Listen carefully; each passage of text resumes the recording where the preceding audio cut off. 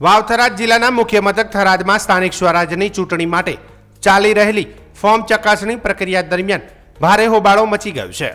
કોંગ્રેસ અને આમ આદમી પાર્ટીના જિલ્લા પ્રમુખો તેમજ અપક્ષ ઉમેદવારોના પ્રતિનિધિઓએ વહીવટી તંત્ર અને પોલીસની કામગીરી પર ગંભીર આક્ષેપો કરતા વાતાવરણ તંગ બન્યું હતું. આમ આદમી પાર્ટીના જિલ્લા પ્રમુખે રોષ વ્યક્ત કરતા જણાવ્યું કે અહીં કોઈ લોકશાહી જેવું રહ્યું નથી. તેમણે આરોપ લગાવ્યો કે ઉમેદવારોના પ્રતિનિધિઓને ચકાસણી પ્રક્રિયામાં અંદર જવા દેવામાં આવતા નથી અને સમગ્ર પ્રક્રિયા માત્ર ઔપચારિકતા પૂરતી ચાલી રહી છે.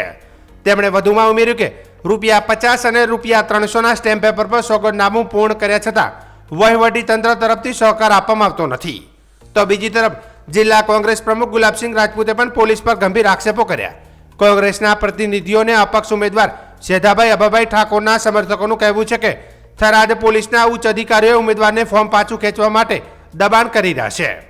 પોલીસ અધિકારીઓએ ઉમેદવારને પૂછે છે કે તું ચૂંટણી કેમ લડે છે, જે સીધી રીતે લોકશાહી અને કાયદાનું હનન છે તેવો આક્ષેપ કરવામાં આવ્યો હતો. મુલાકાતીઓએ એવો પણ આરોપ લગાવ્યો કે વહીવટી તંત્ર ભાજપના ઉમેદવાર તરફી વલણ અપનાવી રહ્યું છે. તેમના જણાવ્યા મુજબ કોંગ્રેસ અને અપક્ષ ઉમેદવારોના ફોર્મની ચકાસણી દરમિયાન બિનજરૂરી વિલંબ અને હેરાનગીરી કરવામાં આવે છે, જ્યારે ભાજપના ઉમેદવારોના કામ ઝડપથી પૂર્ણ કરવામાં આવે છે. એક પ્રતિનિધિ જેમને 27 વર્ષનો વકીલાતનો અનુભવ છે તેમને ચેતવણી આપી કે જો પોલીસ અને વહીવટી તંત્ર પોતાની કામગીરીમાં સુધારો નહીં કરે તો તેઓ હાઈકોર્ટમાં રીટ પિટિશન દાખલ કરશે તેમજ બાર કાઉન્સિલમાં પણ આ મુદ્દે રજૂઆત કરશે. રાજ્યમાં સ્થાનિક સ્વરાજ્યની ચૂંટણીની કામગીરી વચ્ચે થરાદમાં ઊભી થયેલી આ સ્થિતિએ સમગ્ર જિલ્લામાં રાજકીય ગરમાવો વધારી દીધો છે. વિપક્ષી નેતાઓને રાજ્યના ગૃહ અને મુખ્યમંત્રી પાસે તટસ્થ તપાસ કરવાની માંગ ઉઠાવી છે.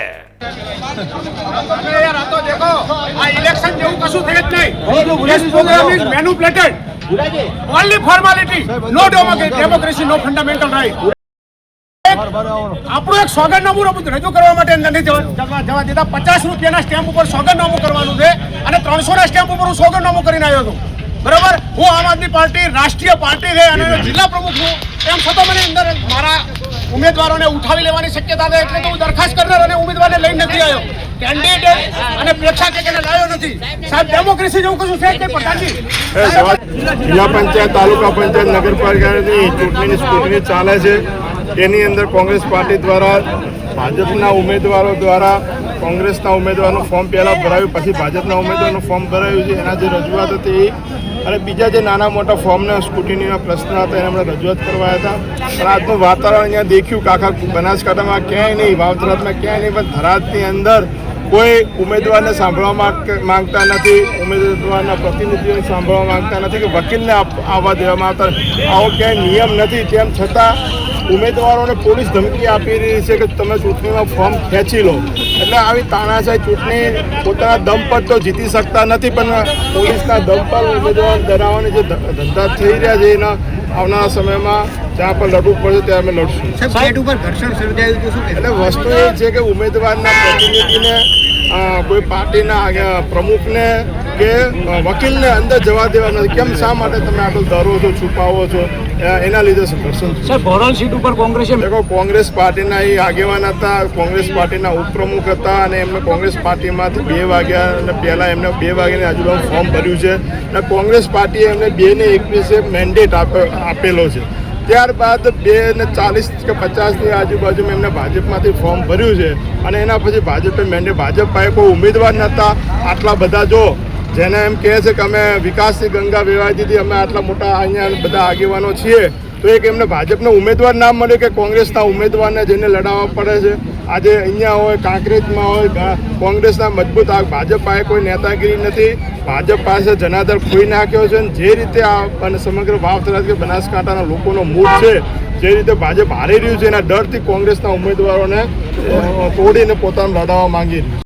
13/4/2026ના રોજ અમે સેધાભાઈના વકીલ તરીકે ઉમેદવાર તરીકે ભોરલ ચાલ જિલ્લા પંચાયતમાં ઉપસ્થિત થવા માંગતા હતા. એક તો આરઓ સાહેબે અમને જવા ના આપ્યા, અમને અડધો કલાક બહુ હેરાન કર્યા. પછી અમારા ભાઈ અરજીઓ વધારે લખાવી અને અરજીઓ લખાવીને અમે ગયા. જોકે અમારા વાંધા લીધા છે, વાંધો નહીં, પણ અમે હાલ SDM કચેરીથી હું બોલી રહ્યો છું થરાદમાં. તો અમે જેવા બહાર નીકળ્યા એવો એક થરાદના PSI ચિરાગભાઈ ચૌધરી સાહેબ, એમને હું ઓળખો છું, એમણે અમારા ઉમેદવાર સેધાભાઈને કીધેલું કે ભાઈ તો ચૂંટણી કઈ રીતે લડે એમ. તારે ચૂંટણી શું છે એમ. જો કાયદાકીય અધિકારી જો આજના તાનાશાહી યુગમાં ઓન ડ્યુટીવાળા આવું કહેતા હોય તો આ ચૂંટણી હાલ જે જિલ્લા પંચાયત થઈ રહી છે હું મારી રીતે એવું નહીં માનતો કે આ લોકશાહી પ્રતિનિધિ થયા એમ.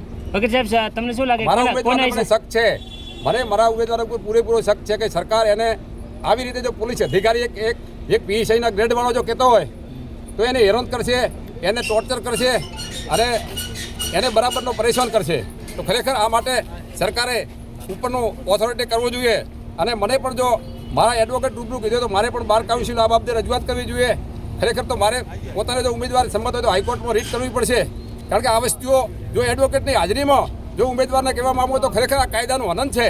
અને જો ગુજરાતમાં મોદી સાહેબ અને હર્ષભાઈ સંઘવી સાહેબ જો એમ કહેતા હોય ગૃહમંત્રી કે મારે કાયદાની વ્યવસ્થા ચાલે છે, તો મારી દૃષ્ટિએ મારી પોતાની વકીલાતનો 27 વર્ષનો અનુભવ છે કે ખરેખર આ છેલ્લી કક્ષાની નીચતા કહેવાય અને કાયદાની વ્યવસ્થા જળવાઈ નથી એ હું ખુદ માનું છું એમ. કોને ઈશારે થઈ રહ્યું લાગે એ અમને ખ્યાલ ન હોય, કોના ઈશારે થાય છે અમે કહી નહીં શકીએ. ચકાસણી દરમિયાન ફોર્મ રાખવામાં આવ્યું છે ગુડેવી ફોર્મ રાખવામાં આવ્યું છે અને આ બનાવ હમણાં 5 મિનિટ પહેલાં જ બનેલો છે.